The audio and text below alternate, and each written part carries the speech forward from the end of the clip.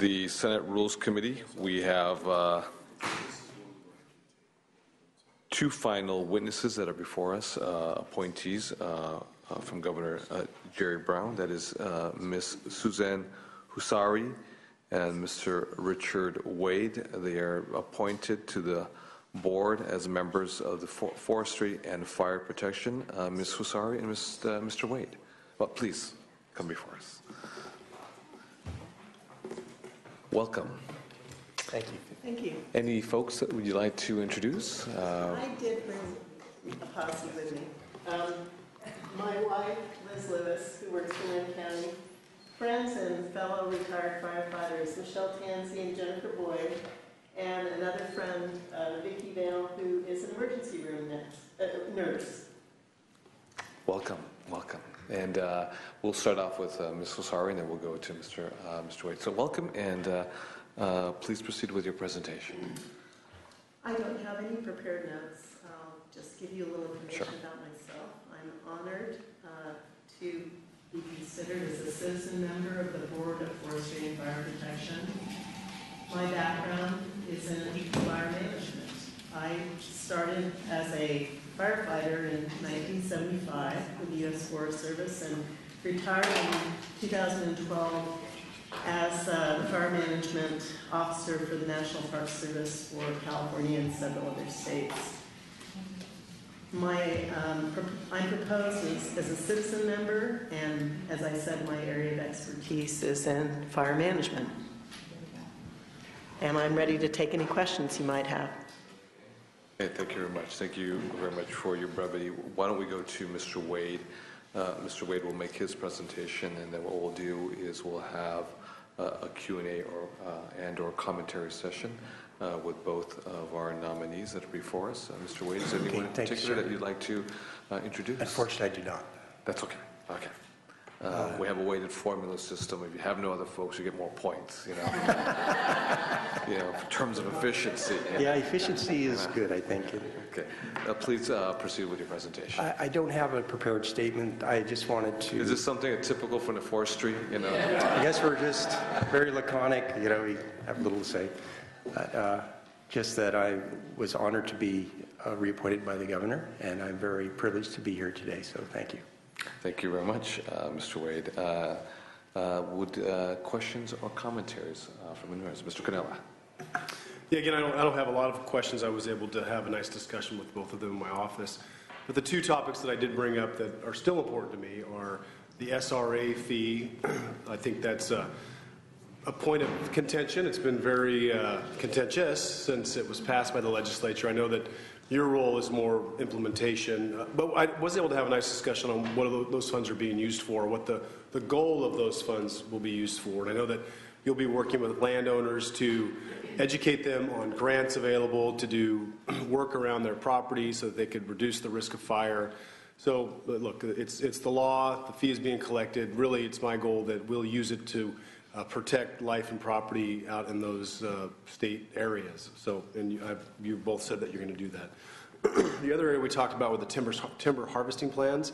I think a lot of the problems that we're having with our wildfires is that we're not managing the forest correctly, and certainly the motto of do nothing certainly doesn't work. And so I was also encouraged that you both were strong advocates of timber harvesting plans. I'm not suggesting that you want to make them extremely easy, but you do see the logic in making them affordable and make the bar not so high that small landowners that cannot participate, because ultimately if they're going to do a timber harvesting plan, they want to get some revenue back from the timber, and if it costs a lot more to do the timber harvesting plan than it does to sell the timber, then they're not going to do it. So it sounds like you're also trying to work on that problem so that you can work with those small landowners. So based on that, I'm prepared to approve both of these nominees. Thank you very much, Mr. Canella. Colleagues, Ms. Leyva. I just want to say I enjoyed very much meeting with both of you. I think both of you bring a different perspective. Mr. Wade, you'll continue doing a great job, and Susan, I think you will add something new to the board. So I also look forward to confirming you today. Thank you. Thank you very much, Ms. Leyva. Madam Vice Chair.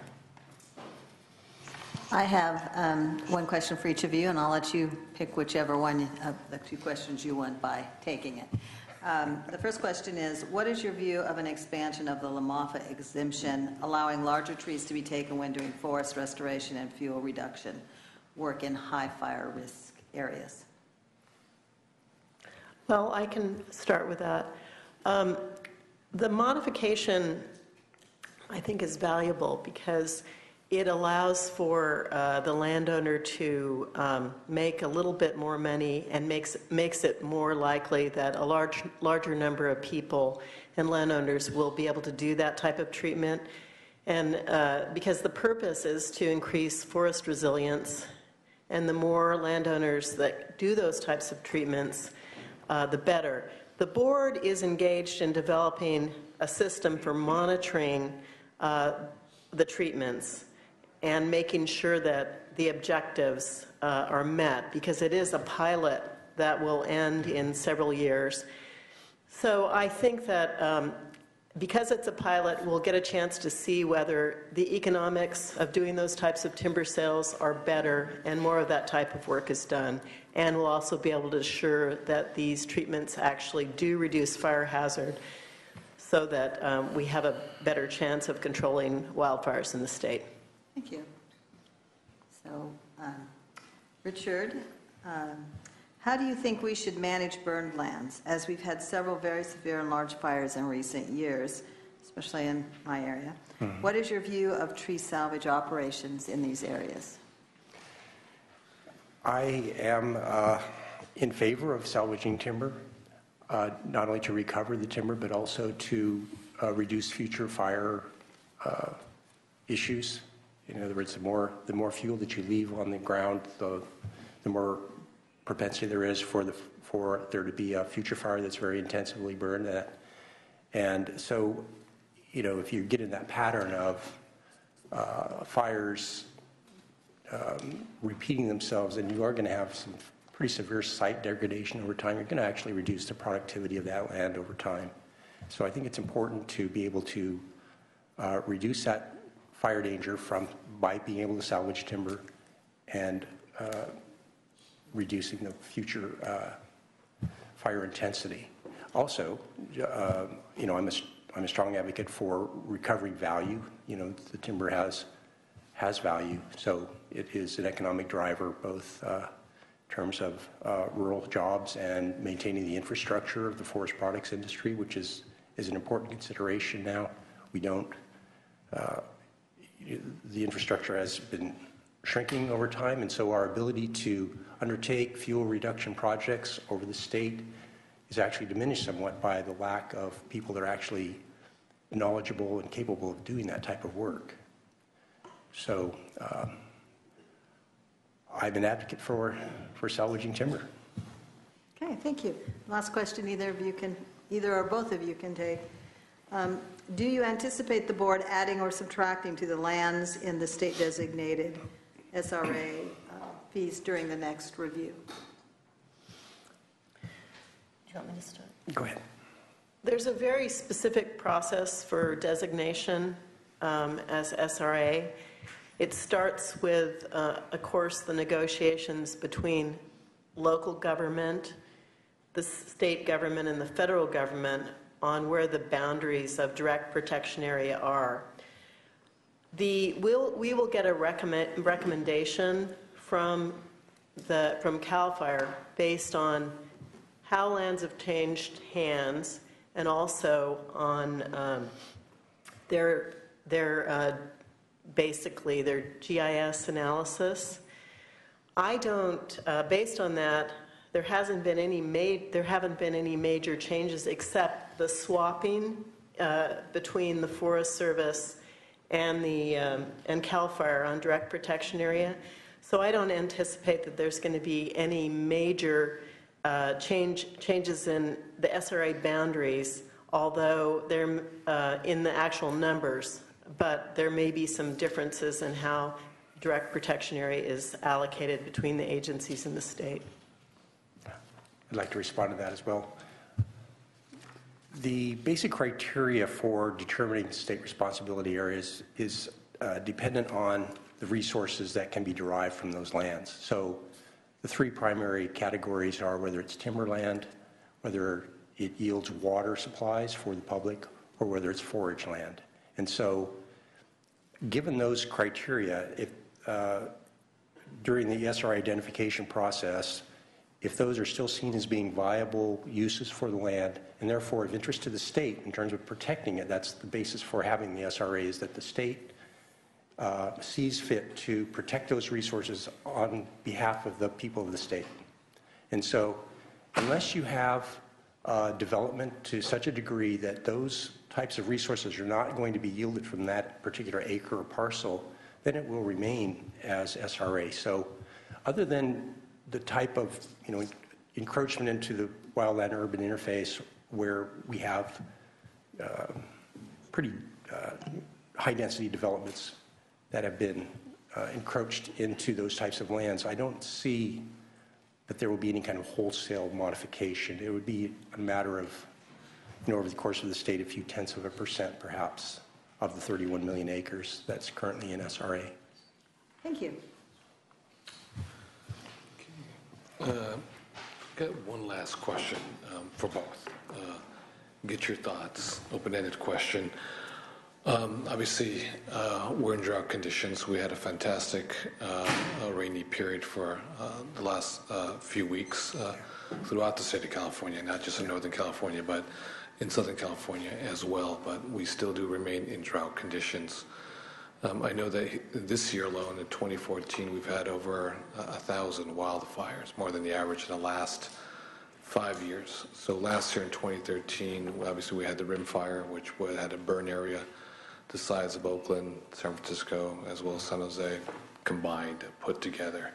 So through your views, both of you, your perspective, what are the obstacles that we face in California that to deal, obviously, with the increased number of wildfire hazards that we're facing because of drought conditions?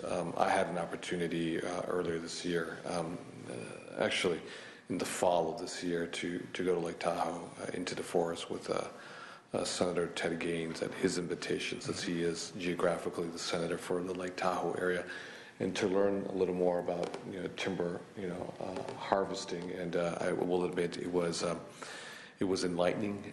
It was educational for me to get that perspective and actually learn something that I had limited, or actually that's too luxurious of a definition. I had no knowledge whatsoever on timber harvesting, and to go up there and learn the pros and cons, and obviously speak with environmentalists, but also speak with folks who encourage timber harvesting, and to why, given the conditions that we're in right now. Why don't you give me your thoughts, share with us what the obstacles we face as a state, as we have increased wildfires, hazards in California. Would you like to start? I'll start this time. I think it's just partly just the sheer scope of the problem, that we have millions of acres of wildland where we have allowed conditions to become overstocked, or, well, to the degree there's too much vegetation, it carries a fire too easily. And so part of the problem is just the sheer magnitude of it. Secondly, there are impediments to some of the methods that you might use to treat it, and that would be prescribed burning. So, one way to reduce fuels is to use prescribed burning, and that would be through the agencies to help to devise a strategy to reduce fuels over certain areas that are strategic. You have air quality constraints that do definitely constrain your ability to do those prescribed burns. And third, and then I'll just leave it to Susan to respond as well, is just the cost of doing it is high. And so if you're doing prescribed burning, or if you're doing some kind of mechanical treatment, so you're using some kind of machinery to help to reduce fuels by clearing brush, say, for example, it's very expensive. And that gets back a little bit to a conversation we were having with Senator Cannella about cost of timber harvest plans, and that the whole process is such that everything's a little more expensive to do. Therefore, the projects aren't as attainable economically by a landowner. So relying more on grants, to help subsidize some of this work. So it's a multifaceted problem to try to deal with fuel hazard. Thank you, Mr. Wade. I'm so sorry. You talked about the number of acres and the increases. The vast majority of fires are controlled, almost 99% of wildfires are controlled at initial attack. And there's only a very small percentage of fires that get large and do the damage that they do. CAL FIRE and the other agencies are very effective in putting fires out at small size. When we do get in a situation where we get a fire that escapes initial attack, basically we can't control the weather and we can't control the topography. The only thing that we have any control over is what Member Wade was talking about, is the fuels. And with the drought, the dryness of the fuels, their availability to burn is getting a lot worse. But we're also faced with longer fire seasons every year, larger fires, more fires with the same workforce. And it seems like this shouldn't be the case, but during my career in fire, that was about 35 years, I saw just an amazing change in the difficulty of controlling fires in California, the sizes and the length of time they burned. When we used to go to fires in the 70s, and we would frequently go home after a few days. The fire would be controlled, we would have mopped it up. And now, as my friends in the back could tell you, now frequently we have fires that require multiple deployments of 14 days, and they're basically put out by rain or a change in the weather in some of our wildlands. So again, I think what I would say to that is maintaining an adequate fire force, an interagency fire force to deal with this is essential to the people of California. And as Member Wade said, anything that you can do to increase the amount of fuel treatment that gets done and to encourage the public to protect around their homes is very important, because the firefighters can't do it all. Mr. Suri, you said, made reference to the 70s and how a certain burn, maybe a few days, but now it's dramatically different. Fast forward, 25, 30, 35 years. What are the attributable factors, other than the ones that I perhaps articulated a few moments ago with my line of questioning, to these much more massive, longer burns? Is it just more fuels and vegetation? Well, it's a combination of things. The time, the amount of time fires can burn during the day and the length of the fire season is noticeably longer. Fuel moistures are much lower, so there's much more stuff available to burn. It's not for a lack of skill or resources from the firefighting community. We've gotten more sophisticated, but it's just basically that fires are much more difficult to put out. There's more spotting, where the fires spot ahead of themselves, and that's a combination of conditions, but also fuel availability, as Rich said. It's pretty daunting for the firefighters, and I know the firefighters in California really appreciate the support, your support, and understanding of the difficulty and the dangerous aspects of their job. It's a vexing issue, given drought, climate change, more fuels. And I think that the folks, the men and women who put their lives on the line, literally, to fight these fires, do an amazing job, and we probably have some of the best in the country, if not in the entire world. And to go up to Tahoe and to understand the timber harvesting plans and some of the contentiousness behind it, and trying to take a holistic approach and try to sort of objectively understand it better. was very eye-opening to me. No doubt about it. The folks, the men and women, are amazingly skilled, and the equipment itself is become much more sophisticated in terms of attacking these fires and trying to keep it within a perimeter that is safe and doesn't get beyond damaging personal property and more forestry. And obviously, environmental issues and air quality issues with short-lived climate pollutants, black carbon, that's burned because as a result of the fires. For our education, and so I can have some clarity, could you define when you say we're going to the fire and attack the fire? When's it defined when it goes beyond the line of attack or the perimeter attack? Is that a certain distance, a measurement that you have when it goes beyond that line of attack?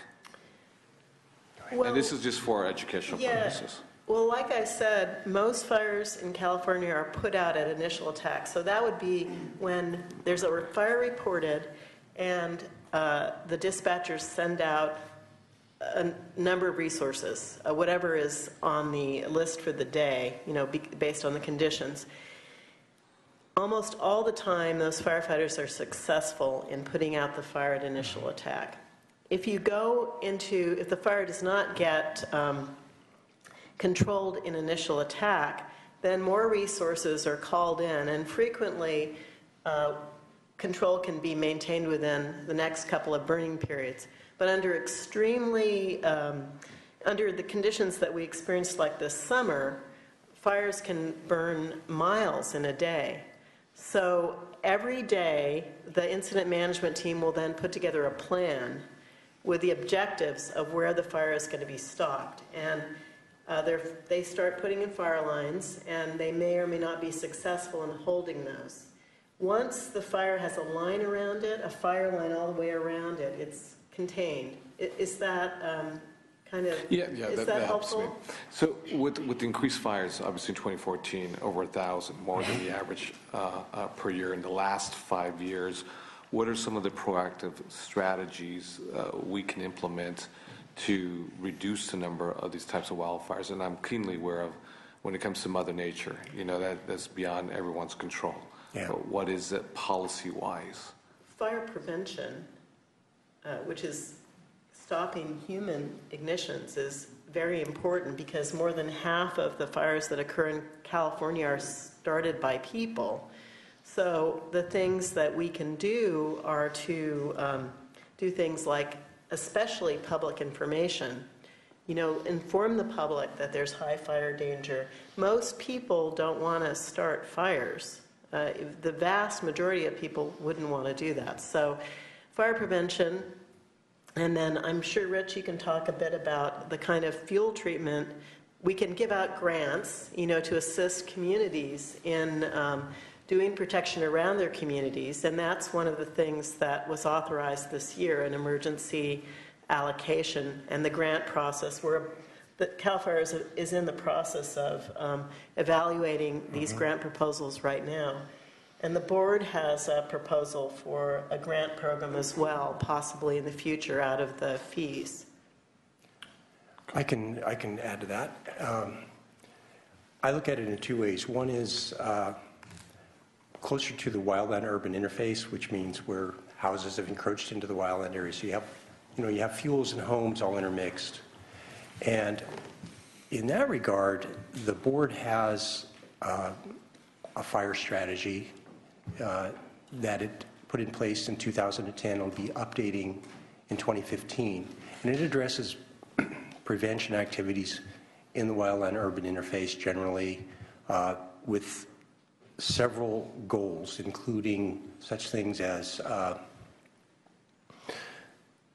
actual vegetation management treatments in the wildland-urban interface to reduce fuels close to residences. There are education components. There's a component of collaboration with communities in terms of something called the Community Wildfire Protection Plan. So the community gets together and organizes a strategy for protecting the community. CAL FIRE has been increasingly partnering with communities in that respect. The element of incorporating fire safety into land use planning is part of the strategy. So there's a law now, the Kehoe Bill 1241, I think in 2012, that bolstered that effort by the department to assure that when a county's general plan is being approved, then the safety element of that plan has to be updated to conform to current standards. So it's things that help the firefighters to protect communities, to protect individual homes, and therefore kind of reducing that ability to, or reducing that risk around communities. So there are actually 7 different goals to that 2010 strategy. And so the other element that I, as a practicing forester and land manager, that I am interested in is doing more wholesale management of fuels across the landscape. And that's going to involve adjusting, or at least potentially looking at timber harvest rules, stocking requirements. What that means is how dense must you leave a stand. If you're timber harvesting, there are very strict prescriptive requirements about how many trees are left, how big the trees are that are left. And that should be examined to allow for the maximum amount of flexibility within the constraints of protecting all the other resources, environmental resources, but trying to actually modify the landscape over the long term to make it more fire resilient. So we try to reduce some of these very thick stands that carry fire so easily. And that's going to be a long-term process that foresters and land managers are going to have to undertake, both public and private. So it's both, the partnership between national forest land and private timberland it really has to be strengthened so that we're working collaboratively to make sure that that we look at a so-called all lands proposal. We're not just, stopping at the property line, with one fuel treatment that just stops where one ownership starts. So that type of thinking, that kind of long-term thinking really needs to be part of the board's strategy going forward. Okay, thank you. And just one last question, a factual question. Do you have any disaggregated data with regards to the amount of fires, Southern California, Central Valley? Obviously, Central Valley would be more east towards the Sierras and Northern California. Could you repeat? Do you have any disaggregated data with regards to the number? We know the sort of the aggregate number of forest fires for 2014, but we disaggregate the data. How many forest fires are down in Southern California, East Sierras, obviously the Central, and then Northern California? I don't have anything that I could say with any specificity. Well, CAL FIRE keeps very detailed records on that in an interagency sense too, so that would be available to you at any time through CAL FIRE. CAL FIRE, I worked with 7 states in my last job, and California has the best fire records of any of the 7 western states. They do an excellent job, and you can get it analyzed by size, by number, by time of year, and by geographical location. Okay, thank you so much. Okay, I want to thank our appointees, those folks who are in support of Ms. Husari or Mr. Wade. Please come on up. Welcome. Thank you. President De Leon of the committee, my name is David Bischel. I'm president of the California Forestry Association, and we represent about over 4 million acres of private forests in the state, almost entirely, entirely privately held businesses and mostly family-owned businesses, as well as 95% of the primary manufacturers of wood products and biomass energy, renewable energy. So what the governor has brought forward in these 2 candidates, I believe, demonstrates the breadth of responsibility that the Board of Forestry has, and the depth and experience and the needed expertise that the board has to have. And so I just would like to express my support for both Susan and Richard. Okay, thank you very much. Thank you. Any other folks in support? Seeing none. Those in opposition? Seeing no opposition, do we have a motion? We have a motion, I think it was made by Ms. Connie Leyva, Mrs. Connie Leyva, I should say, Senator Leyva. Madam Secretary, please call the roll. Senators Canella? Aye. Canella, aye. Leyva? Aye. Leyva, aye. Mitchell? Fuller? Aye. Fuller, aye. DeLeon? Aye. DeLeon, aye. Okay, motion passes on a 4-0 vote. I want to congratulate both Ms. Lasari and Mr. Wade. Congratulations. Thank you very much. Thank you.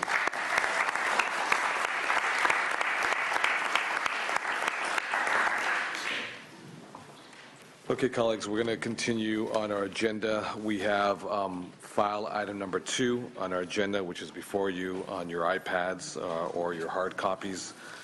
We have governor's appointees more that are subject to confirmation but are not required to physically be present before us today. We have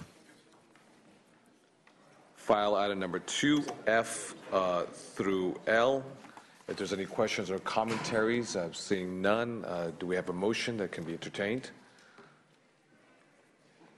We're at file item number 2, F through L. These are governor's appointees that require confirmation but are not required to physically be present before us. So I'm asking if there's no questions or commentaries. We have a motion that has been made by Mr. Canella. Again, file item number 2, governor's appointees F through L. Madam Secretary, please call the roll. Senators Canella? Aye. Canella, aye. Leyva? Aye. Leyva, aye. Mitchell? Fuller?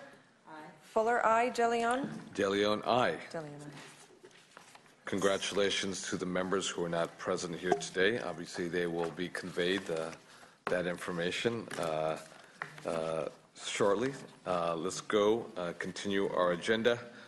We'll go to file item number 3, which are the committee appointments. Obviously, number 3 is a very critical one for each and every one of us that are present on this dais. I have file items 3 through 14. I'm sorry, number 3 through 13. If there's any questions, we can move 14. We'll move 14 as well. File items number 3 through 14. I did want to make a Comment, please. Okay, please do so. I was, as I was looking at this, I was just wondering if, in terms of time, I mean, now we're not so busy, but eventually we get really, really busy. If we'll want to recognize assembly staff members on the Senate floor, I don't think we've done that too much in the past. Nothing about these particular members, but just whether we want to do it this particular way or. And it doesn't matter to me. It's just I know that in the end, Sure. after both of us having really been on the busy. dais, it gets to be pretty busy. So. No, the agendas get very congested, obviously, with announcements, with presentations, and with policy measures that are before us. I think it is my understanding to the staff members, albeit currently employed by the Assembly, were long-term Senate employees, hence the connection to the Senate. Clearly, if I were in your shoes, I would ask the question to why are we recognizing and honoring 2 individuals who are currently employed with the Assembly, but these 2 individuals have been long-term staff members of the Senate. So we might want to mention that. So absolutely. And or at a later date, set a date saying after, I don't know, April or whenever we get really busy, we will scale down the recognition. We scale down, or we take it on a case-by-case basis, and we'll get there. And that's a very good point, Madam Vice Chair. So we have file items number 3 through 14. Do we have a motion? Okay, we have a motion, a co-motion by our Madam Vice Chair and Ms. Leyva. Madam Secretary, please call the roll. Senators Canella? Aye. Canella, aye. Leyva? Aye. Leyva, aye. Mitchell? Fuller? Aye. Fuller, aye. DeLeon? Aye. DeLeon, aye. Okay, committee appointments have officially been made. File items number 3 through 14. Congratulations to all the members and to all the agenda items are there. We're going to continue the agenda and we're going to go into file item number 15. However, We're going to go to executive session, so I'm going to ask the folks if they'd be so kind enough to please exit.